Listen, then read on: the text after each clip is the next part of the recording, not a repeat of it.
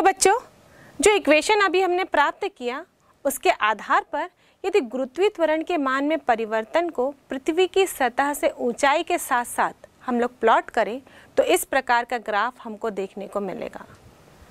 ये ग्राफ इस प्रकार का वक्राकार है जो x अक्ष के साथ आगे चल के समांतर हो जाएगा, क्योंकि हम ये जानते हैं कि पृथ्वी की सतह से अनंत दूरी पर गुरुत्वीय त्वरण का मान 0 हो जाता है। इसलिए यहाँ पर हम यदि h दूरी ले रहे हैं तो कहीं अनंत पर इस गुरुत्वीय त्वरण का मान 0 हो जाएगा। तो इस प्रकार हम h और g के बीच में इस ग्राफ को प्लॉट कर सकते हैं। अब हम अगली स्थिति देखते हैं, g के मान में परिवर्तन पृथ्वी की सतह से गहराई के साथ यानी डेप्थ के साथ। अब इस डेप्थ को हम इमेजिन करते हैं, पृथ्वी की सतह है, इससे यदि हम h गहराई से अंदर जाते हैं, यदि हम पृथ्वी की सतह में h गहराई से अंदर जाते हैं तो यहाँ पर आप देखेंगे जो पृथ्वी मिल रही है हमको अंदर, जिसके कारण गुरुत्वीय त्वरण उत्पन्न होगा, उसके द्रव्यमान में कमी आ जाएगी। जब आप पृथ्वी की सतह पर थे तो आप पृथ्वी के पूरे द्रव्यमान को कंसिडर कर रहे थे, लेकिन जैसे ही आप पृथ्वी की सतह से h गहराई के अंदर जाते हैं तो यहाँ पर ये पृथ्वी का बाकी द्रव्यमान हट जाता है। केवल जिसकी त्रिज्या r-h होगी उतने ही द्रव्यमान की पृथ्वी ही उस वस्तु पर गुरुत्वीय त्वरण उत्पन्न करेगी। और यही फ़र्क हो जाता है ऊंचाई के साथ जब हम डेरिवेशन निकाल रहे थे और गहराई के साथ हम डेरिवेशन करेंगे। हमने वहाँ पर कहीं भी द्रव्यमान में कोई परिवर्तन नहीं लिया। यदि हम पृथ्वी की सतह पर थे तभी भी हमने पृथ्वी का द्रव्यमान उतना ही लिया था। जब हम पृथ्वी की सतह से ऊंचाई पर चले गए तभी भी हमने पृथ्वी का द्रव्यमान उतना ही लिया, क्योंकि जो h ऊंचाई पर हम पहुँचे थे उसके अंदर उतने ही द्रव्यमान की पृथ्वी थी। लेकिन जब हम गहराई में प्रवेश करते हैं तो यहाँ पृथ्वी का द्रव्यमान कम हो जाता है। जैसे जैसे आप पृथ्वी के अंदर गहराई में प्रवेश करते जाएंगे पृथ्वी का द्रव्यमान और कम होते जाएगा और इसी कारण g के मान में भी परिवर्तन होगा। अब मान लीजिए पृथ्वी का द्रव्यमान m है तथा त्रिज्या r है, उसकी सतह पर m द्रव्यमान की कोई वस्तु रखी है, तब उस वस्तु का पृथ्वी की सतह पर गुरुत्वीय त्वरण का मान होगा g = gm/r²। लेकिन यदि वस्तु को h गहराई पर ले जाया जाए तो इस कंडीशन में गुरुत्वीय त्वरण का मान होगा g' = gm'/r-h²। बच्चों, यहाँ पर हमने m' इसलिए लिखा क्योंकि अब हम उतने ही पृथ्वी का द्रव्यमान लेंगे जो इस r-h त्रिज्या की होगी।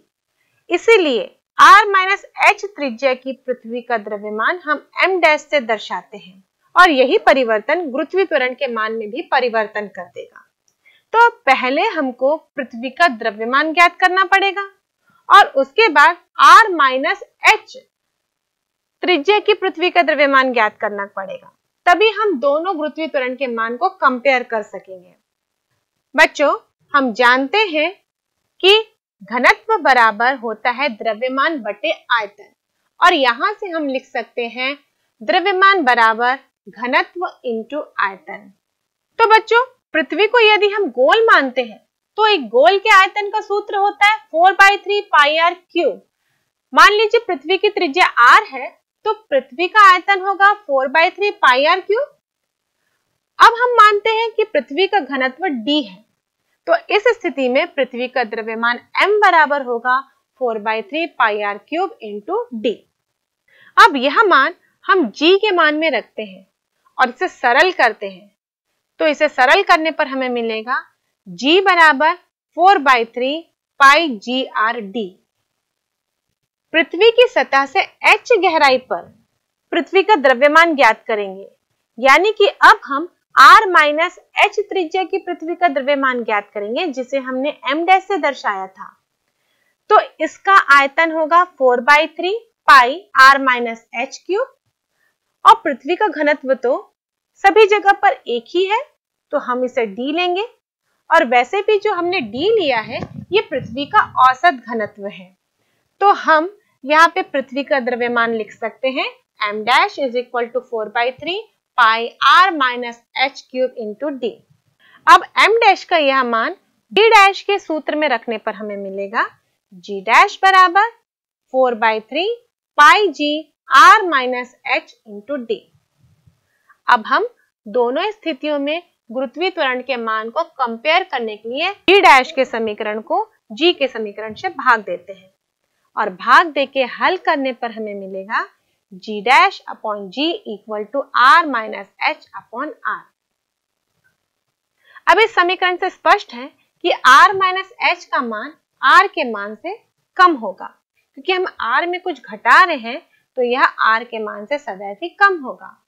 और राइट हैंड साइड में यदि न्यूमरेटर का मान डिनोमिनेटर के मान से कम है तो लेफ्ट हैंड साइड में भी न्यूमरेटर का मान डिनोमिनेटर के मान से कम होगा। इसलिए हम लिख सकते हैं g dash is less than g। और इस प्रकार पृथ्वी की सतह से नीचे जाने पर भी गुरुत्वीय त्वरण का मान कम होने लगता है।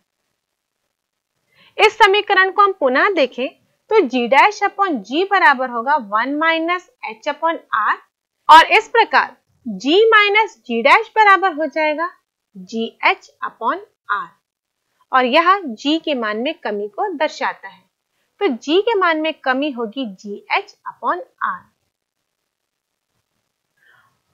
और यदि हम पृथ्वी की सतह से गहराई में जाते हुए पृथ्वी के केंद्र पर पहुंच जाए, उस कंडीशन में h बराबर r हो जाएगा, और h बराबर r का मान समीकरण में रखने पर हमें मिलेगा g डैश बराबर 0। अतः पृथ्वी के केंद्र पर गुरुत्वीय त्वरण का मान 0 होता है। स्पष्ट है कि पृथ्वी के केंद्र पर किसी भी वस्तु का भार mg भी 0 होगा। तो बच्चों, अभी हमने जो पृथ्वी की सतह से ऊंचाई के साथ g के मान में परिवर्तन देखा और पृथ्वी की सतह से गहराई के साथ जो g के मान में परिवर्तन देखा, इन दोनों को एक साथ यदि हम एक ग्राफ में प्लॉट करना चाहें तो ये ग्राफ कुछ इस प्रकार दिखेगा। हम x अक्ष में r ले लेते हैं और g अक्ष में परिवर्ती g के मान को लेते हैं, क्योंकि ये मान तो ऊंचाई और गहराई के साथ परिवर्तित हो रहा है। और ये हमने कैपिटल R लिया है, यानी कि पृथ्वी की त्रिज्या ली है। अब इस r दूरी पर यानी कि पृथ्वी की सतह पर g का मान नियत रहता है और वो है 9.8 मीटर प्रति वर्ग सेकेंड। जैसे हम ऊंचाई के साथ आगे बढ़ते हैं तो हम देखते हैं कि g के मान में कमी आ रही है, और ये कमी इस प्रकार दर्शाई जा रही है। जब हम पृथ्वी की सतह से गहराई में जाते हैं तभी भी हमने देखा g के मान में परिवर्तन होता है। यह परिवर्तन भी व्युत्क्रमानुपाती था। जैसे जैसे गहराई बढ़ रही थी g का मान भी कम होते जा रहा था, और पृथ्वी के केंद्र पर आकर g का मान 0 हो गया। इसलिए यहाँ पर हमने एक सीधी सरल रेखा बनाई है जो कि केंद्र पर यानी कि पृथ्वी के केंद्र पर 0 हो गई है, और पृथ्वी के केंद्र को हम इस मूल बिंदु O से दर्शा रहे हैं। तो यहाँ पर g का मान 0 हो गया। तो इस प्रकार के ग्राफ के द्वारा हम g के मान में ऊंचाई और गहराई के साथ परिवर्तन को प्रदर्शित कर सकते हैं। अब हम अक्षांश के साथ पृथ्वी के गुरुत्वीय त्वरण के मान में परिवर्तन को समझते हैं। अक्षांश के साथ साथ गुरुत्वीय त्वरण के मान में परिवर्तन को समझने के लिए सबसे पहले हम पृथ्वी के स्ट्रक्चर को समझते हैं। बच्चों, हम मान लेते हैं कि पृथ्वी गोल है। अब पृथ्वी को हम चारों दिशाओं के रूप में बांट देते हैं, ईस्ट, वेस्ट, नॉर्थ, साउथ। ये उत्तर और दक्षिण को हम 2 ध्रुवों के नाम से जानते हैं, उत्तरी ध्रुव और दक्षिणी ध्रुव कहते हैं। अब पृथ्वी की सतह पर किसी भी वस्तु की स्थिति को समझने के लिए हम पृथ्वी को अक्षांश और देशांतर रेखाओं के रूप में बांटते हैं। तो सबसे पहले अक्षांश और देशांतर रेखाएं क्या होती हैं, इसको हम समझते हैं। यदि हम ईस्ट से लेकर वेस्ट तक पृथ्वी के बीचों बीच एक रेखा खींचें तो ये पृथ्वी को बराबर 2 भागों में बांट देती है। इस रेखा को हम भूमध्य रेखा कहते हैं, और इसे हम इंग्लिश में इक्वेटर के नाम से जानते हैं।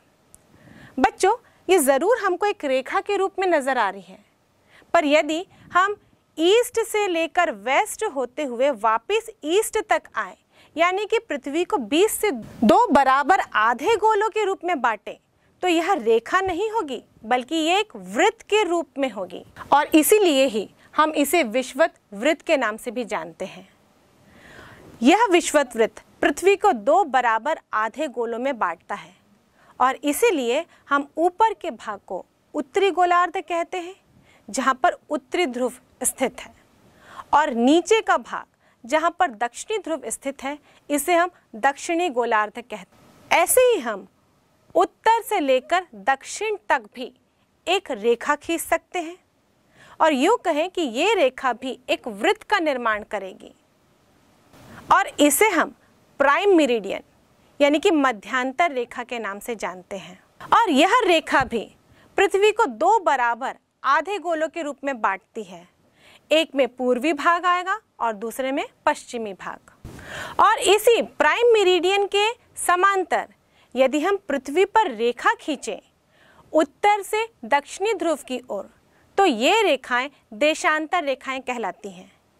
यदि हम पृथ्वी का टॉप व्यू देखें, ये गोल है और एक गोल में 360 डिग्री होते हैं, तो हम एक एक डिग्री के अंतराल में इस प्रकार रेखा खींचें तो हम पूरी पृथ्वी के लिए ऐसे ही 360 रेखाएं खींच सकते हैं, यानी कि पूरे पृथ्वी पर 360 देशांतर रेखाएं होती हैं। लेकिन प्राइम मेरिडियन पृथ्वी को बराबर 2 अर्धगोलों में बांट रहा है, तो जब हम इसे कोण देंगे तो ये जो मेरिडियन है इसे हम 0 डिग्री का कोण देते हैं और इसके सापेक्ष दोनों ही अर्धगोलों में सारी देशांतर रेखाओं के कोण दिए जाते हैं। जैसे इसके सापेक्ष सबसे पहला वाला देशांतर रेखा वो 1 डिग्री का कोण बनाएगा, उसके बाद वाला 2 डिग्री का, 3 डिग्री का, 4 डिग्री का। इस प्रकार यहाँ पर हम देखें 0 से लेकर 180 डिग्री तक के कोण बनाए जाएंगे। और सेम वैसे ही मेरिडियन के पूर्वी भाग में भी हम 0 के बाद 1 से लेकर 180 डिग्री तक के कोण का मापन करेंगे। तो इस प्रकार जब देशांतर रेखाओं की बात की जाएगी तो वो हमेशा पूर्वी या पश्चिमी भाग के लिए होगा।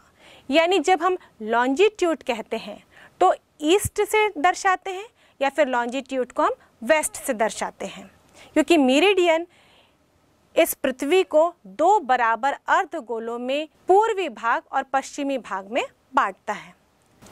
पर जनरली हम स्पष्ट रूप से अध्ययन करने के लिए यानी कि कॉम्प्लिकेशंस को हटाने के लिए 10-10 डिग्री के अंतराल में इन देशांतर रेखाओं को खींच देते हैं, पर यह अंडरस्टूड होता है कि पूरे पृथ्वी पर टोटल 360 देशांतर रेखाएं हैं। अब हम बात करते हैं अक्षांश की। मान लीजिए कोई वस्तु पृथ्वी पर इस पोजीशन पर है तो यह इसके केंद्र के साथ कुछ कोण बनाती होगी और इसी कोण को ही हम इस वस्तु का अक्षांश कहेंगे। एक्चुअली अक्षांश रेखाएं हम इस इक्वेटर के समांतर बनाते हैं और ये अक्षांश रेखाएं नहीं होती बल्कि ये वृत्त का निर्माण करती हैं।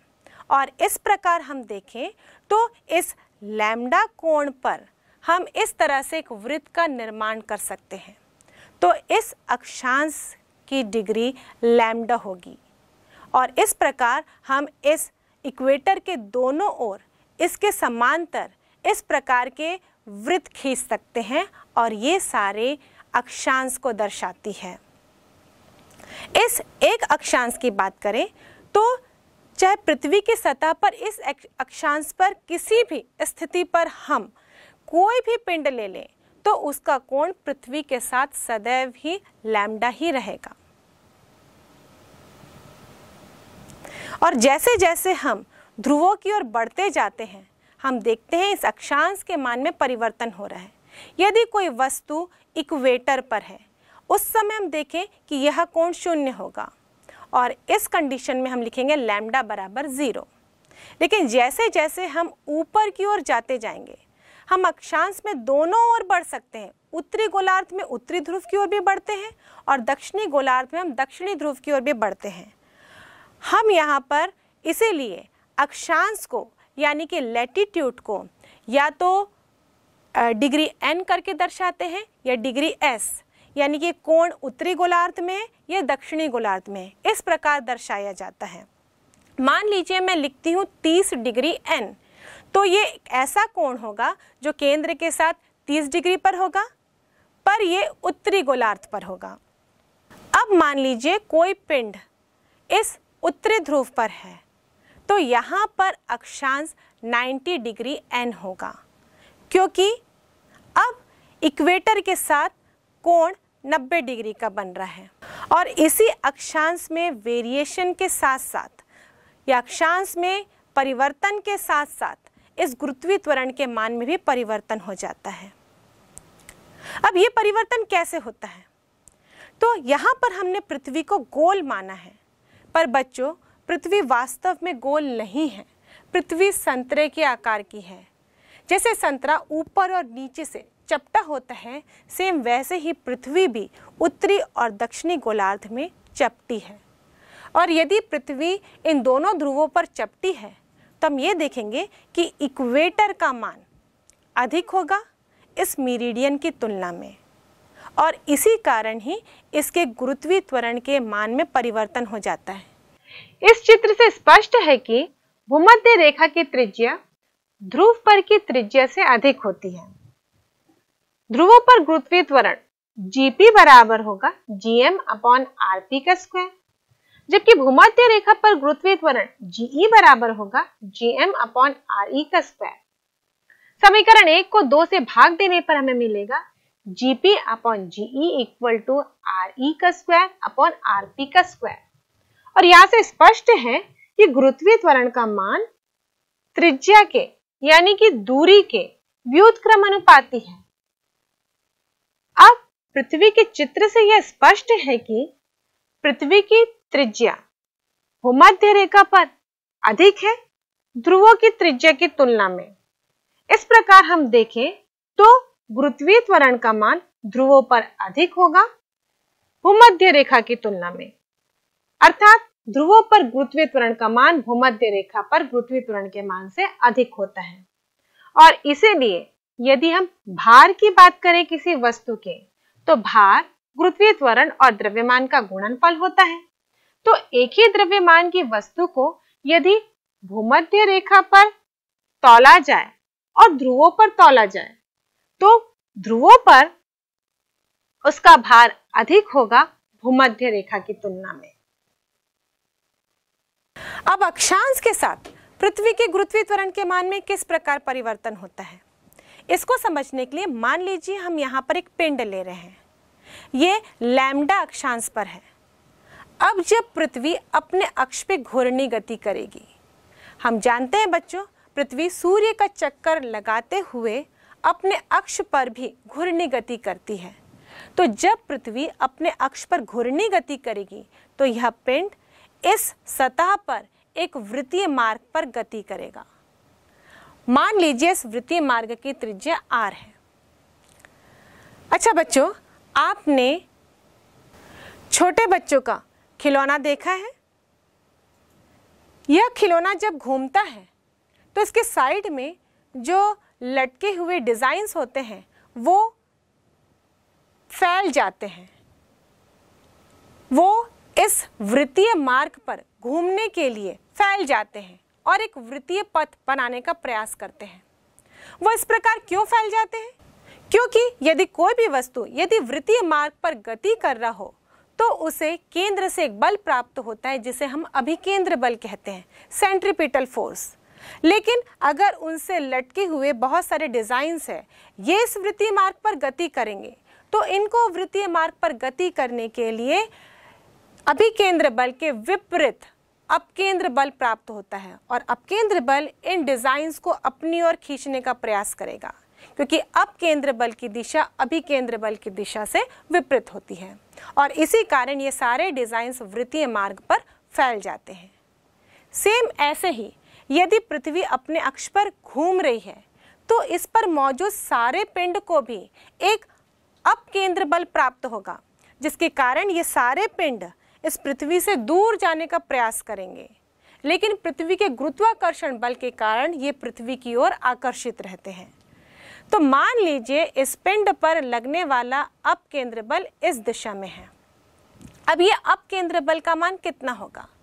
हम जानते हैं कि पृथ्वी किसी भी पिंड को अपनी केंद्र की ओर आकर्षित करती है, तो यहाँ पर ये पिंड एक बल का अनुभव करेगा जिसे हम भार कहते हैं, और ये पृथ्वी के केंद्र की ओर होगा इस प्रकार। लेकिन पृथ्वी की घूर्णी गति के कारण इसी पिंड पर अपकेंद्र बल भी लगेगा जो इससे बाहर की ओर होगा, और इस वृत्तीय मार्ग पर अभिकेंद्र बल की विपरीत दिशा पर होगा। अभिकेंद्र बल का फॉर्मूला होता है mv²/r। तो अपकेंद्र बल का फॉर्मूला भी होगा mv²/r, जहां r इस पिंड के वृत्तीय मार्ग की त्रिज्या है। बच्चों, हम मान लेते हैं कि पृथ्वी ओमेगा कोणीय वेग से घूर्णी गति कर रही है, तब उसकी सतह पर m द्रव्यमान की वस्तु भी उस कोणीय वेग ओमेगा से AP त्रिज्या के वृत्तीय मार्ग पर गति करेगी। इस स्थिति में m द्रव्यमान की वस्तु पर लगने वाला अभिकेंद्र बल होगा mv²/r, और हम जानते हैं v बराबर ओमेगा r होता है। यहाँ पर r इस वृत्तीय मार्ग की त्रिज्या है, तो अपकेंद्र बल बराबर होगा mω²r²/r। सरल करने पर हमें मिलेगा mω²r।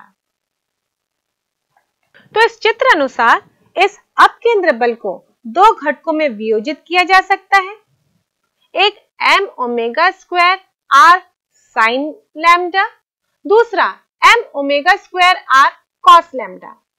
इस चित्र अनुसार देखें तो mω²r cos लैम्डा की दिशा इस पिंड के भार mg के विपरीत है, और इसी कारण ये इस पिंड के भार में कमी करेगा। और इस चित्र अनुसार देखें तो घटक mω²r cos लैम्डा की दिशा इस पिंड के भार mg के विपरीत है, अतः वस्तु का आभासी भार mg minus mω²r cos lambda हो जाएगा। यदि P बिंदु पर आभासी गुरुत्वीय त्वरण g' हो, यानी कि घूर्णी गति के कारण गुरुत्वीय त्वरण के मान में जो परिवर्तन है उसे हम g' से दर्शा रहे हैं, तो वस्तु का आभासी भार होगा mg' बराबर mg minus mω²r cos lambda. दोनों पक्षों से m कॉमन लेने पर, काटने पर हमें मिलेगा g' बराबर g minus ω²r cos lambda, और यही गुरुत्वीय त्वरण के मान में कमी को प्रदर्शित करता है, क्योंकि हम देख रहे हैं कि g पृथ्वी की सतह पर गुरुत्वीय त्वरण का मान था, लेकिन ओमेगा कोणीय वेग से घूर्णी गति करने के कारण इसके मान में कमी आ गई है, और इस कमी को इस समीकरण द्वारा दर्शाया जा रहा है। यहाँ पर r इस द्रव्यमान m के वृत्तीय पथ की त्रिज्या है, पर यह द्रव्यमान m पृथ्वी की सतह पर किसी अन्य अक्षांश पर भी हो सकता है, और अक्षांश के मान में परिवर्तन होगा तो इस वृत्तीय मार्ग की त्रिज्या में भी परिवर्तन हो जाएगा। इसलिए हम इस सूत्र को अन्य रूप में मॉडिफाई करते हैं, जिसमें कि यह पिंड किसी भी अक्षांश पर हो और उसके गुरुत्वीय त्वरण के मान को हम कैलकुलेट कर सकें। तो इस चित्र में देखें तो समकोण त्रिभुज APO में cos लैम्डा बराबर होगा AP/OP, और हम लिख सकते हैं cos लैम्डा बराबर R/R। तो यहां से स्मॉल r बराबर मिलेगा capital R into cos lambda, और यह मान हम इस सूत्र पे रख देते हैं, तो हमें मिलेगा g' बराबर g minus ω²r cos square lambda. और इस सूत्र के द्वारा हम किसी भी स्थिति पर अक्षांश में परिवर्तन के साथ साथ पृथ्वी त्वरण के मान में परिवर्तन को कैलकुलेट कर सकते हैं। हम अब विशेष स्थितियां देखते हैं कि पिंड ध्रुव पर रखा गया है। उस कंडीशन में g' बराबर होगा g minus ω²r cos square 90, और cos 90 का मान होता है 0, तो g' बराबर होगा g, और यह गुरुत्वीय त्वरण का अधिकतम मान होगा। इस प्रकार ध्रुवों पर पृथ्वी की घूर्णी गति का g के मान में कोई भी प्रभाव नहीं पड़ता। ध्रुवों पर g का मान अधिकतम होता है। अब हम अगली स्थिति देखते हैं जहां हमने लैम्डा बराबर 0 डिग्री लिया है, यानी कि भूमध्य रेखा पर। लैम्डा बराबर 0 डिग्री, यह मान इस समीकरण में रखने पर हमें मिलेगा g डैश बराबर g minus omega square r cos square 0 और cos 0 बराबर होता है 1। तो इस प्रकार g डैश बराबर होगा g minus omega square r। cos 0 cos का सबसे अधिकतम मान होता है, मतलब हम सबसे अधिकतम राशि को g के मान से घटा रहे हैं। तो इस कंडीशन में g डैश का मान न्यूनतम होगा और इस प्रकार भूमध्य रेखा पर पृथ्वी की घूर्णन गति का प्रभाव सर्वाधिक पड़ता है और भूमध्य रेखा पर g का मान न्यूनतम होता है। स्पष्ट है कि भूमध्य रेखा से ध्रुवों की ओर जाने पर गुरुत्वीय त्वरण का मान बढ़ने लगता है। अब बच्चों, हम अगली स्थिति देखते हैं जिसमें कि हम ये मानते हैं कि पृथ्वी घूर्णी गति करना बंद कर दे, यानी कि ओमेगा बराबर 0 हो।